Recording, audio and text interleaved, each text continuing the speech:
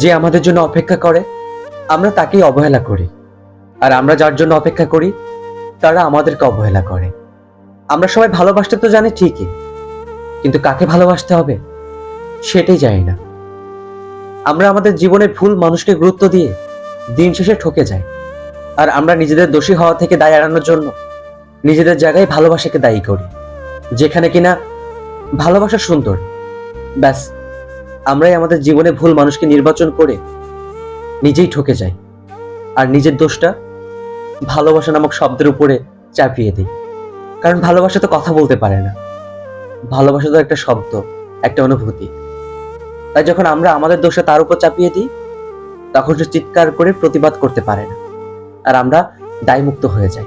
কি অবাক ব্যাপার! मैं ढूंढने को जमाने में जब वफा निकला, मैं ढूंढने को जमा